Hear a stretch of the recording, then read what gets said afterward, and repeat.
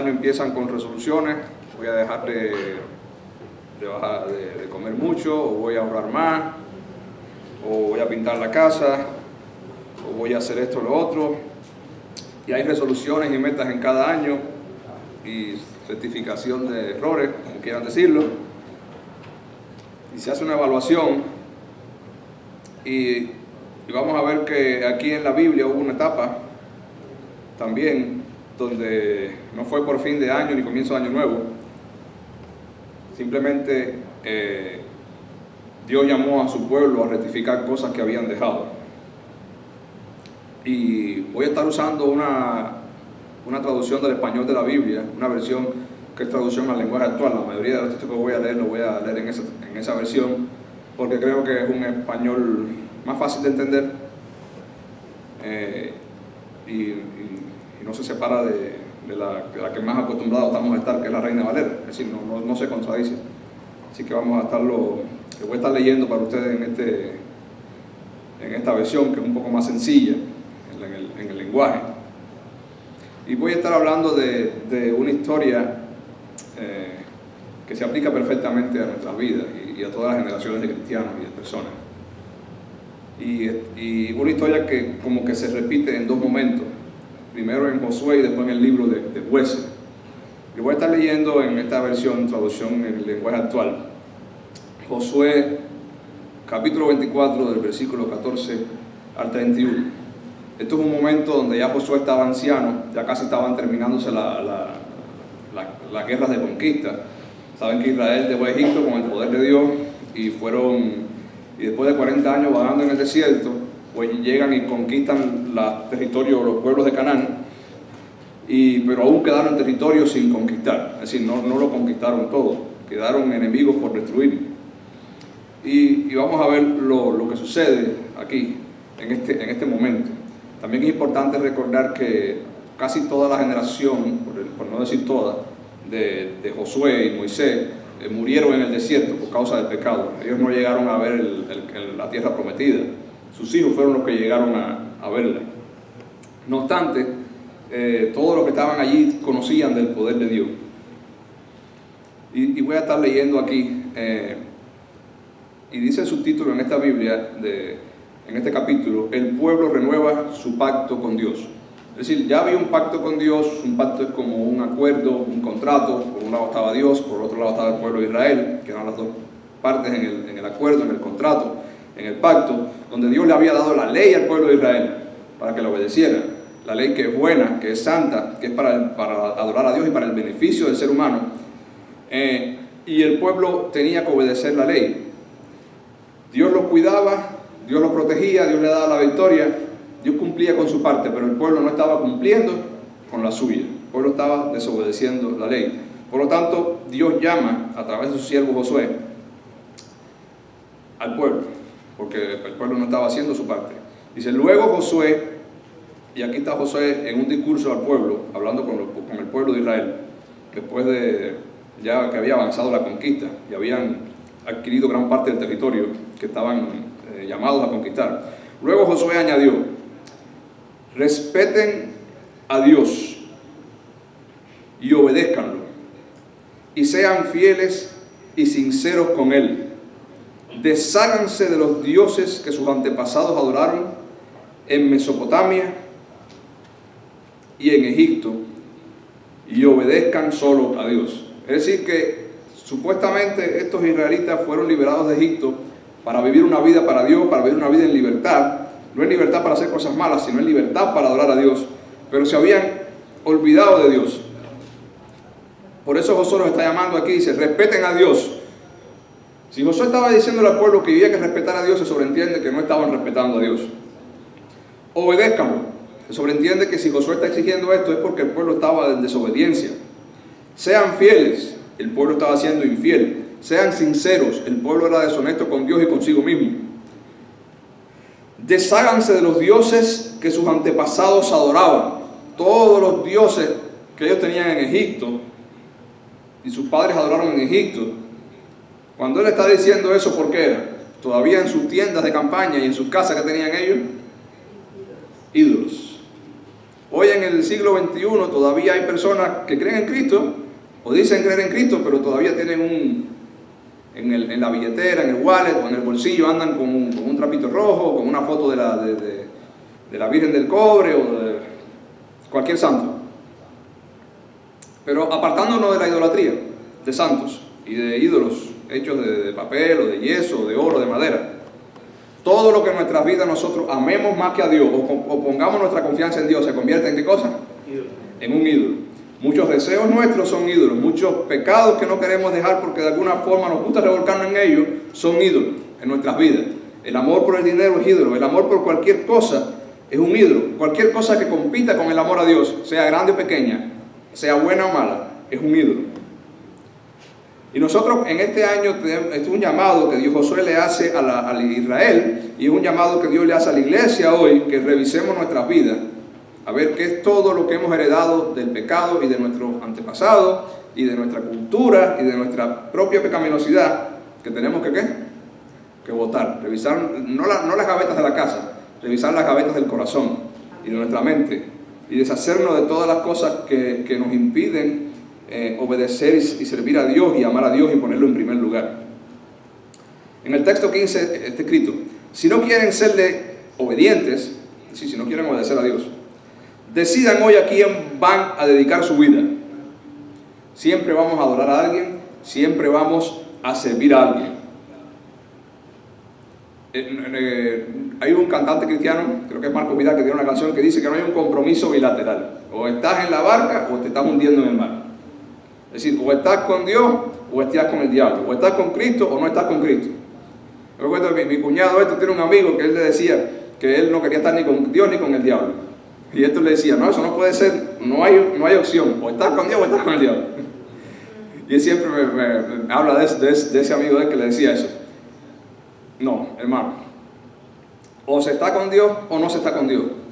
O se está en Cristo o no se está en Cristo. O hay una relación con Cristo o no la hay.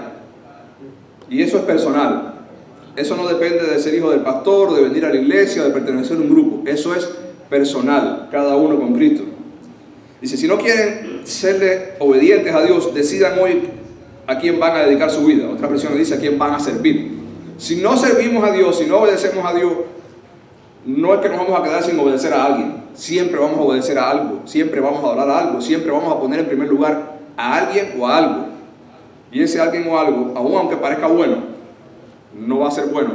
Porque si Dios no está en el primer lugar, las demás cosas están en lugares erróneos.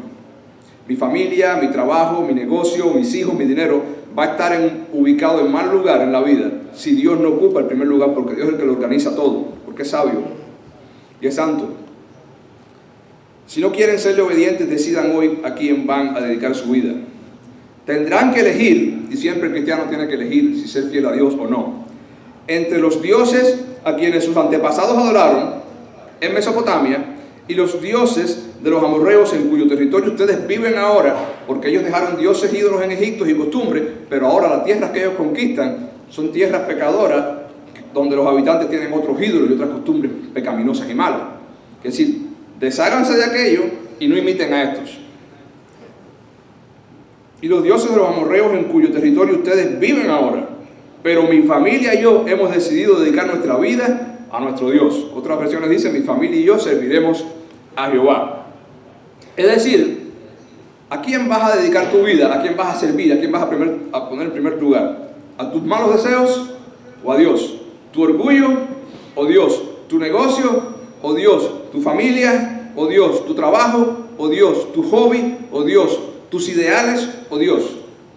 Si Dios no es lo primero, todo lo demás está desubicado, todo lo demás está funcionando mal. todo lo demás es un ídolo, todo lo demás está envuelto por el pecado. Porque desde que el hombre pecó, todo está mezclado con el pecado. Dios es el único que organiza nuestras vidas y nos limpia del pecado a través de Cristo. Así que siempre en nuestras vidas tenemos que decidir a quién voy a servir. Y no estoy diciendo que dejemos nuestro trabajo, ni nuestro empleo, ni nuestro negocio, ni nuestros hijos, ni nuestra familia, ni nuestro dinero. No es dejarlo, es darle el lugar que le corresponde. Pero no podemos darle el lugar que le corresponde a las cosas si Dios no está en el primer lugar. Porque cuando Dios está controlando tu vida y tú amas a Dios, entonces ya las cosas no te dominan. Tú con el poder de Dios dominas a las cosas y las utilizas para la gloria de Dios y para el bienestar tuyo y de los hermanos y de la gente que te rodea. En el 16 dice, el pueblo respondió, nunca abandonaremos a nuestro Dios. Bueno, una contradicción porque ya de hecho lo habían abandonado. Si estaban ahí es porque Dios no los había abandonado a ellos, pero ya ellos habían abandonado a Dios. Dice, el pueblo dijo, nunca abandonaremos a nuestro Dios, jamás seguiremos a otros ídolos, pero es que ya los tenían, ya lo estaban siguiendo.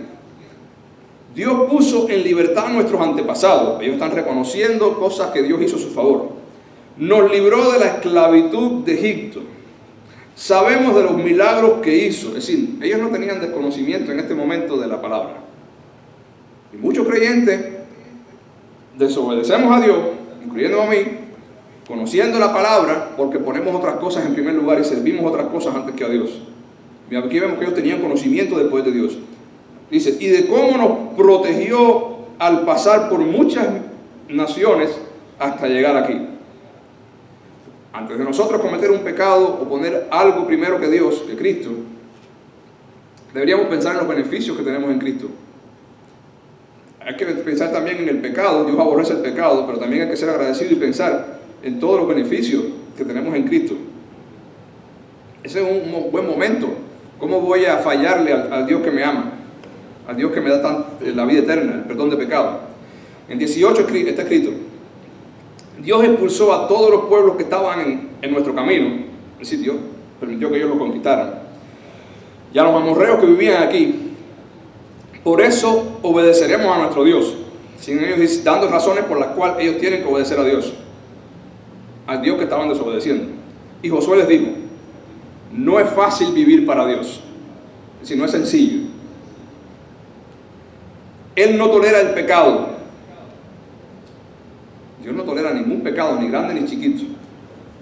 Por lo tanto, la vida para Dios no es fácil. Si podemos vivir para Dios es gracias a Cristo, que fue el único que vivió sin cometer un solo pecado. Porque si de nosotros dependiera, ya estuviéramos en el infierno.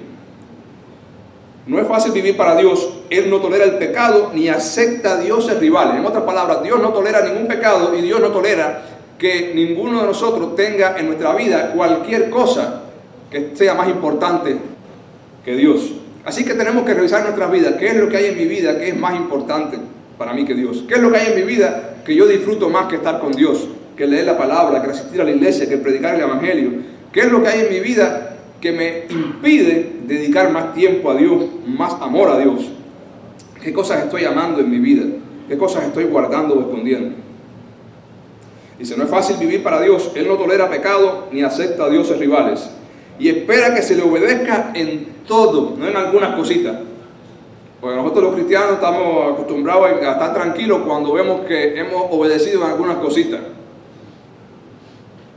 Pero hay muchas cosas que se nos escapan. En todo. Si les son infieles, no los va a perdonar. Y eso es verdad. Si nosotros somos perdonados, no es porque Dios es un Dios bueno y punto, y nos perdonó porque es chévere. No. Si somos perdonados es porque ya alguien pagó la culpa. Es decir, que Jesucristo fue tratado como un pecador. Jesucristo fue tratado como uno no perdonado cuando murió en la cruz, para que nosotros pudiéramos ser perdonados. Es decir, que el perdón de nosotros depende de que en un momento no se perdonó a alguien, aunque Jesucristo no necesitaba perdón, pero Él ocupó nuestro lugar para que por fe nosotros pudiéramos recibirlo a Él y los beneficios de Cristo fueran añadidos a nosotros. Somos contados como justos por Cristo. Somos perdonados porque Cristo pagó, no porque simplemente Dios es un juez chévere y bueno. Porque si Dios es un juez justo y perdonas a los pecadores porque soy bueno y quiero pasarle la mano, entonces no sería justo. No estaría siendo justo porque simplemente pasa por alto un pecado, no. Si somos perdonados, No es porque Dios perdona y punto, y sí, no, es porque ya Cristo pagó la deuda, pagó el sacrificio, pagó el castigo que tú y yo. Él pagó la condición de no ser perdonado en ese momento en la cruz. Por eso es que nosotros tenemos perdón. Dice el texto 20, aunque siempre ha sido bueno con ustedes, se enojará si lo abandonan y adoran a otros dioses. Los castigará y los destruirá por completo. Y aún aquí podemos ver misericordia de Dios, porque la Biblia es clara y dice que todo al que Dios castiga es porque Dios, ¿qué cosa? Lo ama y lo considera como hijo. Dice, si Dios no te castiga es porque tú eres un bastardo, no perteneces a Dios. Dios no está interesado en ti. Pero si tú perteneces a Dios y tú te apartas de Dios y tú desobedeces a Dios, vas a recoger consecuencias del pecado y te van a traer a Dios. Las pruebas de la vida en la vida de las personas son como un filtro. Las pruebas definen al cristiano. Las pruebas al que es de Dios lo acercan a Dios y lo ayudan a dejar el pecado. Las pruebas al que no es de Dios lo alejan de Dios. Por eso en la Biblia explica que nuestra fe se prueba como el oro. El oro se le da fuego. La escoria sube, la que no es oro sube, flota, el joyero lo puede quitar. Y el oro verdadero, puro, ¿dónde queda? En el fondo. Quiere decir, cuando Dios nos da fuego, nuestra maldad sale a relucir. Cuando Dios da fuego, es decir, pruebas en la vida, también sale a relucir quién es de Dios y quién no es de Dios. Lo mismo pasa en la abundancia. Cuando tenemos mucha abundancia, estamos tentados a dejar de pensar en Dios, porque bueno, no nos hace falta, sí, porque nos va bien, pensamos nosotros. Dios nos hace falta siempre, nos vaya bien o nos vaya mal. Y muchas veces cuando viene la abundancia, la persona que se dice ser cristiano se olvida de Dios por la abundancia. Pero el que es de Dios permanece en Dios aunque haya abundancia. El texto 21 dice: el pueblo le respondió a Josué: jamás haremos tal cosa. Hemos decidido dedicar nuestra vida a nuestro Dios. Josué les dijo entonces: ustedes mismos son sus propios testigos de que han decidido vivir para Dios. Así es, respondieron ellos. Por eso cuando nosotros cantamos aquí en la iglesia, gozo da servir a Cristo, y himnos así, tenemos que pensar, porque si no estamos cantando una cosa que creemos y sentimos y pensamos, estamos diciendo una mentira a Dios, y estamos cantando ahí cualquier cosa sin pensar lo que estamos cantando, que es una cosa seria. Josué añadió: entonces desháganse, si ustedes de verdad van a servir a Dios, desháganse, no sigan. Porque a veces decimos, sí, vamos a servir a Dios, pero seguimos envueltos en nuestro pecado y amando las cosas más que a Dios. Josué añadió: entonces desháganse de esos dioses que todavía tienen y prometan serle fieles al Dios de Israel. Y el pueblo respondió: nosotros viviremos para Dios y solo obedeceremos sus órdenes. Y así fue como aquel día Josué y el pueblo reafirmaron en Siquem su pacto con Dios. Siquem es el lugar donde ocurrió esto. Y en ese pacto se insistió una vez más en las leyes y mandamientos que el pueblo debía obedecer. Todo eran leyes y mandamientos de Dios. En el texto 26 ya está escrito: Josué les escribió en el libro de la ley de Dios todo esto que ocurrió. Luego tomó una gran piedra y la colocó debajo del roble que estaba junto al santuario de Dios, y le dijo a todo el pueblo: esta piedra que ven aquí es testigo de todo lo que nuestro Dios nos ha dicho. Era como firmar el contrato, vaya. Hoy en día sería una firma electrónica o una firma a mano, pero en aquella época había esa costumbre. Dice: la pongo aquí para recordarles que deben serle fieles a nuestro Dios. Y luego Josué despidió al pueblo y cada cual se volvió a su propio territorio, para su casa. Pero viene ahora lo interesante. Dice: entierro de Josué, dice su título. Entierro de Josué, Eleazar y José. Yo estaba pensando qué título ponerle a este mensaje, y pensé, bueno, le puedo poner como título: ¿estás conectado a Cristo? O también pudiera ponerle como título: ¿a quién estás conectado? Porque si no estás conectado a Cristo, a algo, otra cosa estás conectada, que no va a ser bueno. Vamos a ver lo que pasa aquí, a partir del versículo 29, donde dice entierro de Josué. Algún tiempo después murió Josué. En el momento de su muerte, este servidor de Dios tenía 110 años. Lo enterraron en su propio territorio, en Timnat-Serah, que está en la región montañosa de la tribu de Efraín, al norte de Gaza. Mientras vivió Josué, y ahora en el versículo 31 viene lo interesante. Mientras vivió Josué, los israelitas obedecieron solo al Dios de Israel. ¿Cuál es la primera palabra que viene en ese texto que leí? Mientras. Mientras vivió Josué. Quiere decir que ¿qué tiempo los israelitas obedecieron a Dios? Mientras vivió Josué. Piensen en eso. La relación de ellos con Dios dependía de Josué. La relación de ustedes y mía con Cristo no puede depender de mi papá, de mi mamá, de mi hermana, de mi amigo, del ambiente. Mientras vivió Josué, los israelitas obedecieron solo al Dios de Israel, su Dios. Después que murió Josué, el pueblo permaneció fiel a Dios, pero solo lo hizo mientras vivieron los líderes que sabían todo lo que Dios había hecho a favor de ellos. Es decir, parece que después de Josué, que habían quedado 2 o 3 viejitos más ahí, que recordaban al pueblo la ley de Dios, pero murieron un poquito después. Y ya después, el pueblo, ¿qué pasó? Se olvidó de Dios. Por eso digo, ¿a quién estás conectado?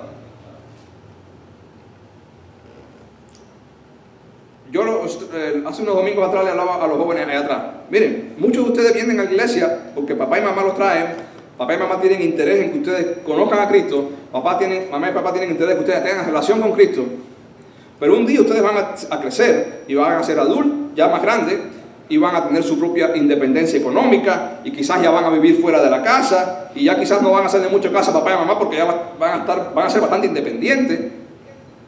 Y entonces en ese momento, cuando ya la presión de mamá y papá se va, ¿van a seguir ustedes viniendo a la iglesia, leyendo la Biblia y siendo fiel a Cristo? ¿Ustedes están conectados a Cristo a través de papá y mamá o están conectados a Cristo ustedes mismos en una relación con Cristo? Yo recuerdo que cuando yo estaba, cuando yo pasé para el high school, del middle school para el high school en Cuba, al high school entraron muchos muchachos cristianos, que eran amigos míos, muchachos y muchachas cristianos. Y en el primer año de high school, todos, no todos, pero una gran mayoría de ellos se apartaban. Porque el high school ya era otro ambiente, en Cuba se hacía lejos de la casa, en un campo donde nos hacían estudiar y trabajar. Y una gran mayoría de ellos, rápidamente en el primer año de high school, se apartaban. Ya no tenían la presión del papá y mamá, ya no tenían la iglesia cerca de la casa, ya no tenían tantas amistades cristianas. ¿Qué pasaba? Su relación con Cristo, en ese momento, porque Dios es soberano, esos mismos muchachos, muchos de ellos Dios pudo haberlos llamado después, porque mucha gente que se aparta, si son hijos, Dios los llama, si no son, se pierden.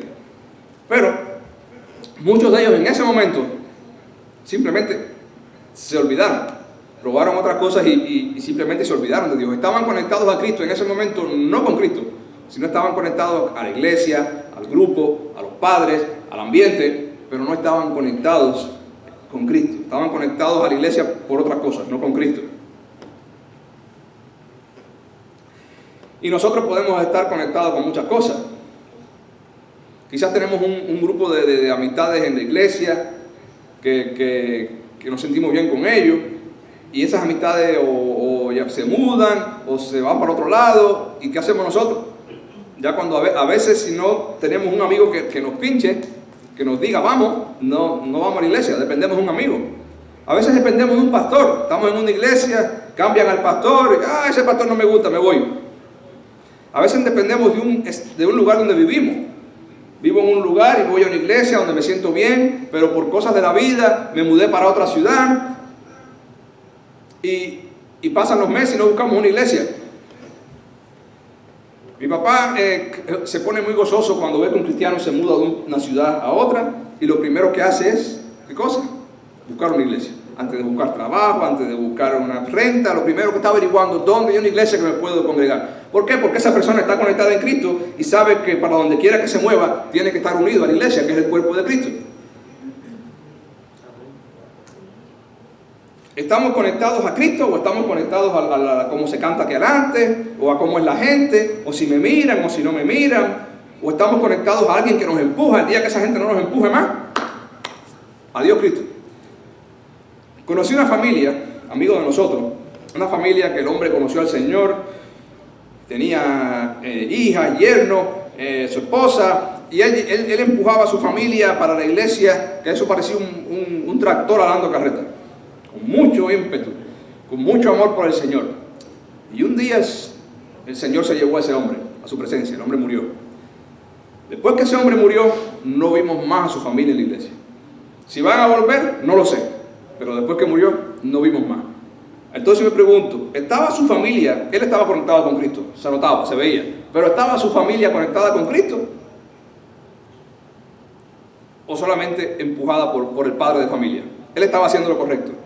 Él estaba empujando a su familia a Cristo. Él no falló en eso. Pero, aun cuando nosotros hacemos lo correcto por otra gente, o otra gente por nosotros, a veces las personas no están correctamente conectadas con quien tiene que estar conectado. Toda esa familia se desapareció de la iglesia. No lo volvimos a ver más. Lo insistimos, lo visitamos, pero no. ¿Quién empujaba a la gente de la iglesia? Parece que el hombre tenía una relación con Cristo, pero la familia de él, sus hijas, sus yernos, su esposa, no tenían relación con Cristo o estaban muy débiles. No soy quien para juzgar, pero en ese momento no había. Si Dios los llama después y los salva, aleluya, amén. Pero en ese momento, y eso es triste, muchas personas están en una iglesia y deciden separarse de esa iglesia o de ese grupo de cristianos porque se ha predicado una falsa doctrina, porque ha ocurrido algo que no debe haber ocurrido, por cualquier justificación que podamos entender. Está bien, se separó, pero que se separe y se vaya para su casa es una cosa, y que se separe y busque otro grupo donde encuentre sana doctrina ya es otra cosa. Hay muchos cristianos que cambian de iglesia por ciertos motivos que podemos entender, pero lo primero que hacen es buscar un grupo del cuerpo de Cristo. Hay otros que dicen, no, en esa iglesia se dijo algo que no me gustó, o el pastor falló en algo, por lo tanto yo me voy y no voy a ninguna. Bueno, entonces tú estabas conectado a ese pastor, o estabas conectado a Cristo. Porque el que está conectado a Cristo pone todo en segundo o tercer lugar, pone a Cristo en primer lugar, busca conectarse al cuerpo de Cristo. Esta historia se repite en la misma versión de la nueva traducción, el lenguaje actual. En Jueces, ya el libro de los Jueces, hay un mensajero de Dios. Dice el ángel de Dios en Boquín. Hay un mensajero de Dios aquí. El ángel de Dios salió de Gilgal y fue a Boquín para darles a los israelitas el siguiente mensaje de parte de Dios. Y aquí vemos Dios recordándole de nuevo a los israelitas que tenían que obedecerlo a Él. Yo los saqué a ustedes de Egipto, ¿sí? Recordándole los beneficios. Yo los traje al territorio que les había prometido a sus antepasados. Y a ellos les dije, yo les cumpliré mi promesa. Sí, yo cumplo con mi parte, pero ustedes no cumplen con la suya. Pero ustedes no deben hacer ningún trato con la gente que vive allí. Los israelitas iban a conquistar una tierra llena de personas que hacían cosas terribles y feas, que no voy a hablar de ellas aquí ahora, pero cosas muy, muy, muy malas, costumbres muy malas.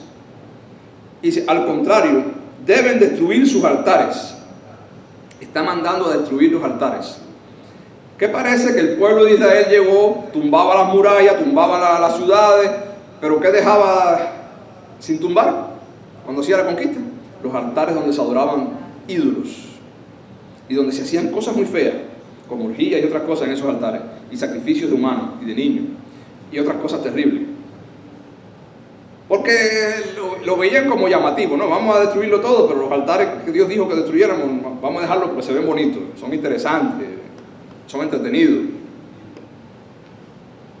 Nosotros no tenemos que destruir nada en ningún lugar hoy. Dice nuestra Biblia que no tenemos lucha contra sangre y contra carne, no tenemos lucha con personas.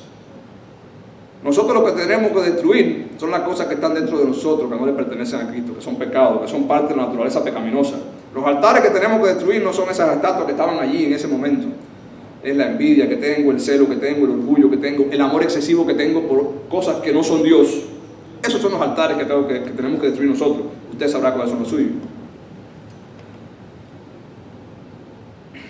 Dice, pero ustedes no deben hacer ningún trato con esta gente. Cuando dice trato, es que no imiten sus costumbres. No se comporten como ellos.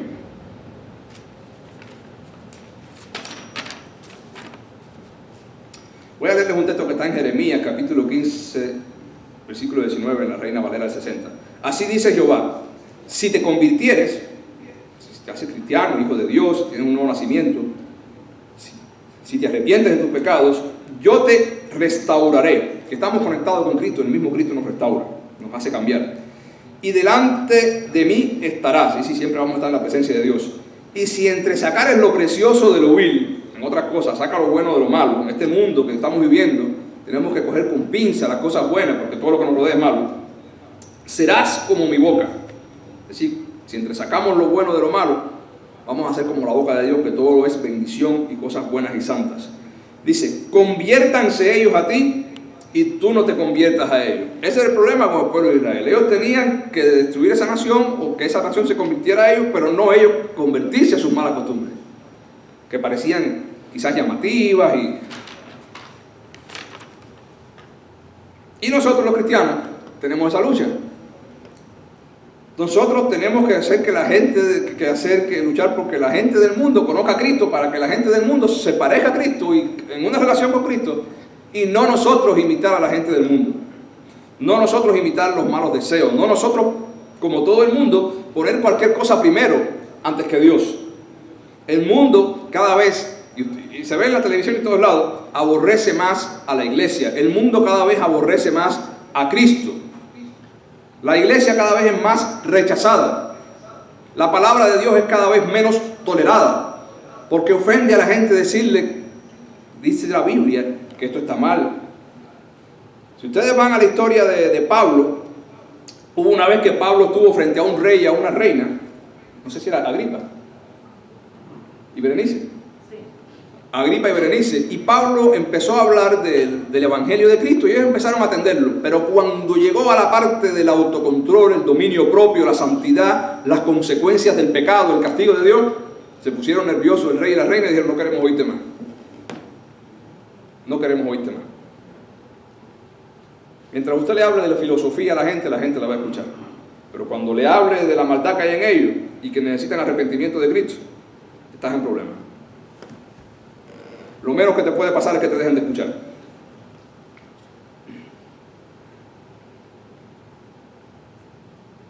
Dice, ustedes no deben hacer ningún trato con aquella gente que vive allí. Al contrario, deben destruir sus altares. En el siglo XXI no tenemos que destruir nada. Lo que tenemos que destruir es el pecado que está en nosotros, con la ayuda de Cristo, del Espíritu Santo. Pero ¿qué hicieron ustedes? Simplemente me desobedecieron. Y nosotros los cristianos diariamente desobedecemos a Dios en muchos detalles. Por eso ahora que ustedes avancen, mientras ustedes siguen conquistando el pueblo, a las naciones, no voy a echar a esa gente. Y nosotros los cristianos somos ovejas que vivimos en medio del lobo. Dios no va a quitarnos delante la gente pecadora ni mala. Vamos a vivir cada vez con más gente pecadora y con más gente más mala. Aún en la iglesia hay cristianos que estamos llamados a tolerar y perdonar porque son difíciles. Están con nosotros, sean o no sean hijos de Dios, por alguna razón. Dice, por eso ahora que ustedes avancen, no voy a echar a esa gente, tanto ellos como sus dioses, es decir, tanto la gente y sus malas costumbres y todo lo que ellos ponen en su vida primero que Dios, serán una trampa para ustedes. Y el cristiano vive en un mundo de trampa. Cada vez que usted se siente tentado a amar o a pensar que algo es más importante que Dios, usted está a punto de caer en una trampa, una ratonera. Ahí está el quesito para que el ratoncito lo muerda y la trampa le caiga arriba. En una trampa. A veces tenemos que decidir entre Cristo y un ascenso en el trabajo. A veces tenemos que decidir entre Cristo o ser popular entre los amigos. A veces tenemos que decidir entre Cristo y una mejor casa. A veces tenemos que decidir entre Cristo y pasar tiempo con los hijos para hablar del Evangelio. A veces tenemos que decidir entre Cristo y mi orgullo.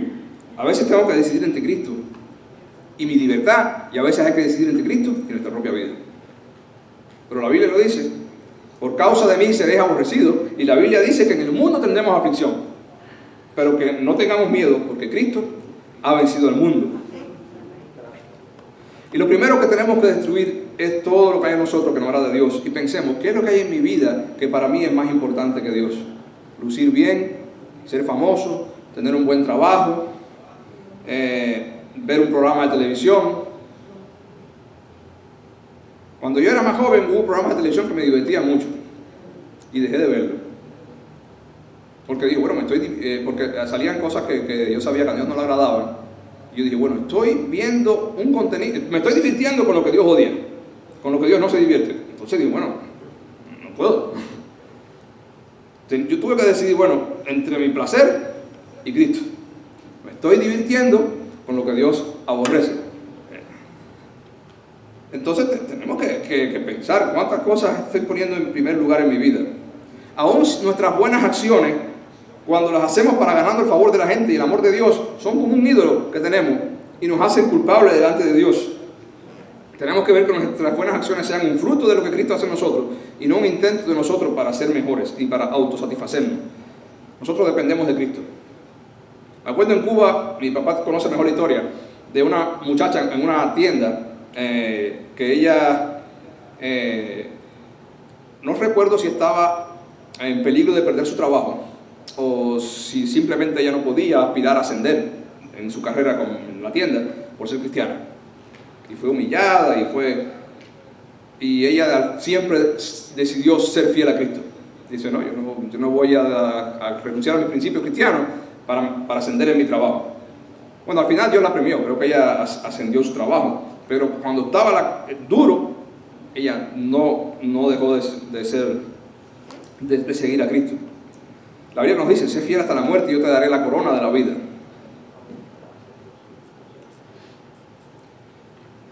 Cuando el ángel de Dios terminó de hablar, los israelitas comenzaron a llorar y a gritar. Se dieron cuenta que habían fallado y las consecuencias del pecado estaban sobre ellos. Por eso llamaron a aquel lugar, Boquín a aquel lugar, que significa llanto, y allí ofrecieron sacrificios a Dios.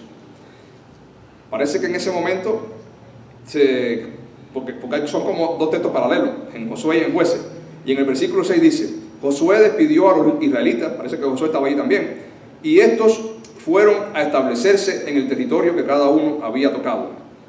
Y se repite, mientras vivieron Josué y los líderes del país, los israelitas obedecieron al único Dios verdadero. Esos líderes habían visto las maravillas que Dios había hecho a favor de los israelitas. Josué murió a los 110 años de edad, lo enterraron en su propio territorio de Timán Será, que está en las montañas en la tribu de Efraín, al norte del monte de Gaz. Murieron también todos los israelitas de su época. Por eso los que nacieron después, escuchen esto ahora que es importante, por eso los que nacieron después no sabían nada acerca del Dios verdadero, ni de lo que Él había hecho a favor de los israelitas. ¿De quién era culpa de que los niñitos esos que nacieron no supieran nada de eso? ¿De Josué y los líderes? De los padres. Y entonces nosotros tenemos que hacer énfasis en esto, porque tenemos que luchar contra nuestro pecado, pero tenemos que ayudar a nuestros hijos y a nuestros nietos y a nuestros sobrinos a luchar con el pecado de ellos. Estamos llamados a eso. Parece que sí, ellos hicieron un pacto con Dios, ellos trataron de obedecer a Dios, pero no le enseñaron a sus hijos del amor de Dios. Por eso muchas veces ustedes ven muchos niños, muchos hombres y mujeres en el mundo que no conocen de Cristo o que no les interesa Cristo y te dicen, yo iba de niño a la escuela, mi papá era pastor, mi mamá era evangélica, mi abuelo era misionero. ¿Qué pasó?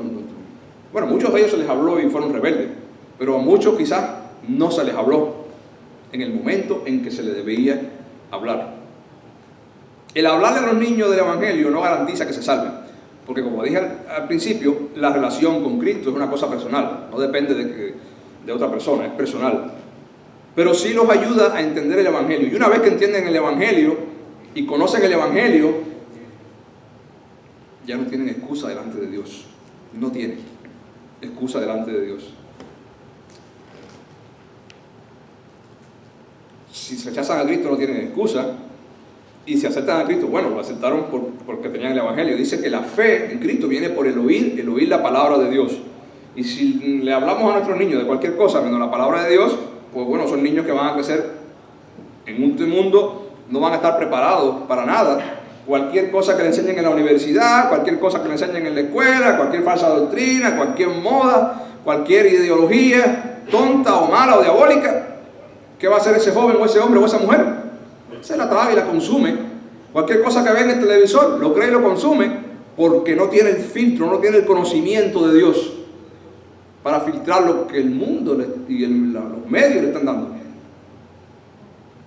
lo que sus amigos le están diciendo, lo que sus compañeros le dicen. Hace falta filtrar lo que el mundo nos da. Y si no tenemos conocimiento, la Biblia dice que el pueblo perece por falta de conocimiento. La gente falla por falta de conocimiento. Y aquí está. Dice, murieron también todos los líderes de su época.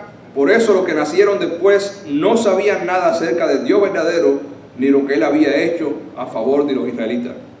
Muchas veces yo estoy cansado del trabajo ya. Lo que quiero es acostarme en la cama y olvidarme del mundo. Y yo digo, ay, yo no le he leído a Ali la Biblia hoy. Y lo pienso, se lo leo mañana, estoy cansado. Y que se acuesta a dormir, que ha mortificado bastante hoy. Pero cuando saco fuerza donde no hay, y aunque sea le leo una historia de la Biblia. Porque yo sé, esa es mi responsabilidad. Si se salva, es porque Dios la salvó. Pero yo no quiero que si se pierde sea porque yo no la hablé. Es mi responsabilidad como padre, y la Biblia lo dice, que le enseñarás a tus hijos la palabra de Dios en el camino, por la mañana, por la noche, por la tarde. Y en una epístola del apóstol Pablo a Timoteo, el apóstol Pablo le dice a Timoteo que tiene que predicar la palabra de Dios y redarguir, regañar a la gente y hablarle de la palabra de Dios y de Cristo en tiempo y fuera de tiempo. Es decir, sea oportuno y no lo sea. Sea el mejor momento, sea el peor momento para hacerlo. Hay que hacerlo. Los israelitas dejan de adorar a Dios de nuevo. En el versículo 11, 2 y 13, en esta versión dice, los israelitas dejaron de adorar a Dios de sus antecesores, crecieron sin discipulado, que los había sacado de Egipto, y empezaron a adorar a los dioses de la gente que vivía a su alrededor. Y nosotros muchas veces estamos haciendo las cosas que la gente hace alrededor nuestro, estamos viendo en el TV las cosas, y no solamente viéndolas, sino imitándolas también. Adoraron a las estatuas de dioses falsos como Baal y Astaret. Y este pecado de los israelitas hizo enojar a Dios. Tan enojado estaba con ellos que dejó que los atacaran y les robaran lo que tenían. También permitió que los derrotaran sus enemigos, sin que ellos pudieran hacer nada para impedirlo. Cuando iban a pelear, Dios se ponía en contra de ellos y todo les salía mal, tal como Él lo había advertido. Los israelitas estaban en grandes aprietos, así que Dios les puso jefes para librarlos de quienes les robaban. Y estos jefes son los llamados jueces en el libro de los jueces. Y aquí vemos en el libro de los jueces un ciclo de que los jueces, los israelitas, estaban en aprietos por sus pecados. Le decían, Dios ayúdanos. Dios mandaba a un juez que los liberaba del aprieto y que al mismo tiempo les recordaba obedecer a Dios. Ese juez moría, pasaba, y los israelitas volvían al mismo estado de pecado. Quiere decir que la conexión tiene que ser no con el juez. ¿Con quién tiene que ser? Con Cristo. Tiene que ser directamente con Dios. Cada uno de nosotros tiene que ser pastor de sus hijos, tiene que ser pastor de sus amigos. Cada uno de nosotros tenemos que animarnos con la palabra de Dios, y cada uno de nosotros somos responsables de ir a la palabra y a la oración cada día con Cristo. Porque esto es una lucha, no contra sangre y carne, es una lucha contra el diablo y contra nuestro propio pecado. Es nuestra lucha. Dice, sin embargo, ellos no prestaron atención a esos jefes, ni fueron obedientes a Dios, sino que adoraron a otros dioses. Sus antepasados habían cumplido los mandamientos del Dios verdadero, pero ellos no lo cumplieron. Dios ayudaba a los jefes que Él ponía. Mientras ese jefe vivía, Dios salvaba a los israelitas de sus enemigos, porque se compadecía de ellos al oírlos quejarse de su sufrimiento. Pero al morir el jefe, los israelitas volvían a pecar. Estaban dependiendo de un jefe. Su comportamiento era peor que el de sus padres. Quiere decir que por generación en generación iba corrompiéndose más. Pues servían y adoraban a otros dioses y tercamente se negaban a cambiar de actitud. Nosotros no somos muy diferentes de los israelitas. Analice su vida detalladamente y diga al Espíritu Santo que lo alumbre para que usted vea en cómo nosotros le fallamos a Dios y cómo tenemos que caer de rodillas y pedirle perdón y pedirle que nos cambie. Por eso Dios se enfureció contra ellos y dijo: este pueblo no ha cumplido con el trato que hice con sus antepasados, me han desobedecido. Así que yo no voy a echar a ninguno de los pueblos que todavía quedan en el territorio desde que Josué murió. Usaré a esos pueblos para ver si los israelitas en verdad quieren obedecerme. Estamos en la iglesia, estamos con Cristo y vivimos en un mundo lleno de pecado, y en este mundo somos probados a ver si de verdad estamos obedeciendo a Cristo, estamos conectados con Cristo o no. Dice, como lo hicieron sus antepasados. Por eso Dios no expulsó enseguida a los pueblos que Josué no había podido derrotar, sino que les permitió quedarse. Donde quiera que nos miramos, tenemos tentación. La tentación más grande que tenemos no está afuera, está aquí adentro, en el corazón y en la cabeza. Dice la Biblia que cada cual es tentado a pecar según su concupiscencia, según sus deseos. Cada uno de nosotros tiene deseos más buenos o más malos, y según nuestros deseos, según nuestras características, somos tentados a pecar. Porque lo que nos queda en nosotros, si somos de Cristo, hemos vencido el pecado. Pero lo que queda en nosotros de vieja naturaleza, los restos de pecado que quedan en nosotros, es una batalla fuerte que tenemos con ellos. Esa batalla vamos a terminar con ella el día que estemos cara a cara con Cristo. Y dice la Biblia que el que tiene esa esperanza se va purificando cada día. Y tenemos que estar conectados con Cristo, no con el amigo, no con el pastor, no con el ambiente. Fíjense si es así, que Jesús dice en Juan 15:5, yo soy la vid, vosotros los pámpanos. El que permanece en mí y yo en él, ese lleva mucho fruto, ¿sí? Fruto de obediencia, de ser como Cristo. Porque separados de mí, nada podemos hacer. No podemos portarnos bien, no podemos ser fieles, no podemos ser santos, no podemos amar a Dios, no podemos poner nada en primer lugar si no estamos nada que tenga que ver con Dios en primer lugar. No podemos poner las cosas de la vida en el lugar que corresponde. No podemos si no estamos conectados a Cristo. Cuando viene un ciclón y una rama de un árbol se cae, pero se queda colgando de la mata y el árbol sigue verde y el gajo está colgando ahí enredado con otras ramas, pero ¿cómo se pone? Seco. Él está ahí, pero no está conectado. Y nosotros pudiéramos estar en esa situación. Estamos ahí agarrados por las ramas, que puede ser la familia, el papá, la mamá, el abuelo, los amigos, la prueba que estoy pasando, el bienestar. Muchas pueden ser las ramas que nos aguantan, pero ahí estamos secos. Tenemos que revisarnos, tenemos que conectarnos a Cristo, que es el que realmente para estar verde. No que seamos gajos secos colgando de un papá, de un hermano, de una prueba. Que estemos conectados directamente a Cristo. Vamos a ver algunas cosas rapidito, voy a leer rapidito en la traducción en el lenguaje actual. Colosenses 3, 1 al 17. Aquí da una lista de ciertas cosas que son esos altares que tenemos que destruir. No afuera, sino ¿dónde? En la cabeza, en la mente y en el corazón. Y la única forma de destruir esos altares es estar conectado a Cristo.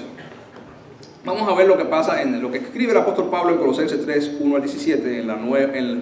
Le lo voy a leer textualmente, Colosenses 3, del 1 al 17, en la traducción en el lenguaje actual. Dios les dio nueva vida, pues los resucitó juntamente con Cristo. Es un beneficio que tenemos. Por eso, dediquen no un pedacito, toda su vida a hacer lo que Dios le agrada. Piensen en las cosas del cielo. ¿Qué tiempo dedicamos a pensar nosotros en las cosas del cielo? En la venida de Cristo, en serle fieles a Cristo. Fíjate que el Padre Nuestro, una de las primeras cosas que se pide que es santificado sea tu nombre, venga tu reino, hágase tu voluntad en la tierra como mismo se hace ¿dónde? En el cielo. Todos los ángeles del cielo obedecen a Dios, 100%. Lo estamos haciendo igual nosotros. Piensen en las cosas del cielo, donde Cristo gobierna. ¿Está Cristo gobernando mi vida como la gobierna en el cielo? ¿Estoy dejando yo que Cristo gobierne mi vida? Piensen en las cosas del cielo, donde Cristo gobierna a la derecha de Dios. No piensen en las cosas de este mundo. Y no es que nos olvidemos del mundo, pero cuando confiamos en Cristo, pase lo que pase a nuestro alrededor, dice la Biblia, aunque un ejército campe contra mí, no temerá mi corazón. Y Dios es el que nos da lo que necesitamos cada día. Pues ustedes ya han muerto para el mundo. Sí, al morir Cristo nosotros somos contados como muertos. Y al resucitar Cristo somos contados como que hemos nacido, puesto a vivir una nueva vida. Y ahora por medio de Cristo, Dios les ha dado la vida verdadera. Cuando Cristo venga, también ustedes estarán con Él y compartirán su gloria y compartirán su gloriosa presencia. Entonces ponemos un subtítulo que dice: ¿cómo deben vivir ahora? ¿Cómo debemos vivir? Y para eso tenemos que estar conectados a Cristo. Y aquí pone una lista de cosas que son los altares que tenemos que destruir en nuestra vida, en nuestra mente y en nuestro corazón. Por eso, den muerte, sí, destruyan, den muerte a todos sus malos deseos. No tengan relaciones sexuales prohibidas. No sean indecentes. Dominen sus malos deseos. No busquen amontonar dinero, pues es lo mismo que adorar a dioses falsos. Todo esto hace que Dios se enoje con los desobedientes. Ustedes mismos se comportaban así antes de conocer a Cristo, pero ahora tienen que dejar también todo esto. No se enojen, no busquen hacer el mal a otros, no ofendan a Dios, ni insulten a sus semejantes. ¿Quiénes son los semejantes? Las demás personas. ¿Y cuántas veces insultamos a la gente? Para insultar no hay que hablar. Usted a alguien le hace algo que no le gusta y usted piensa lo que se le ocurra pensar de esa persona. ¿Qué está haciendo en su corazón, en su mente? Insultando. Y Dios ve nuestro pensamiento. Dice la Biblia que tenemos que amar a nuestros enemigos para ser igual a nuestro Padre que está en el cielo. Voy a repetir el 5. Pues es lo mismo que adorar a dioses falsos. Todo esto hace que Dios se enoje con los desobedientes. Ustedes mismos se comportaban así antes de conocer a Cristo, pero ahora tienen que dejar también todo esto. No se enojen, no busquen hacer el mal a otros, no ofendan a Dios, ni insulten a sus semejantes, ni se mientan unos a nosotros, porque ustedes ya han dejado la vida de pecado. Si mediante Cristo dejamos esa vida, si mediante Cristo somos contados como gente buena delante de Dios, como gente justificada, entonces vivamos como lo que somos. Pero para eso tenemos que estar conectados a Cristo. Y ahora viven de manera diferente. En realidad, ustedes son personas nuevas, que cada vez se parecen más a Dios. Si estamos conectados a Cristo, cada día nos vamos a parecer más a Dios, su Creador. Y cada vez lo conocen mejor. Pero para conocer mejor a Cristo hay que pasar tiempo con Cristo, leyendo la Biblia, estudiando la palabra, meditando. Por eso ya no importa si alguien es judío o no lo es, o si está circuncidado o no lo está. Tampoco tiene importancia si pertenece a un pueblo muy desarrollado o poco desarrollado, o si es esclavo o libre. Lo que importa es que Cristo lo es todo y en todo. En esta versión dice y está en todo, pero la Reina Valera dice Cristo lo es todo. Dios los ama mucho a ustedes y los ha elegido, y aquí viene, el amor de Dios por nosotros debería impulsarnos a hacer el bien. De hecho la Biblia lo dice así: Dios los ama mucho a ustedes y los ha elegido para que formen parte de su pueblo. Somos parte del pueblo de Dios, no pertenecemos a este mundo.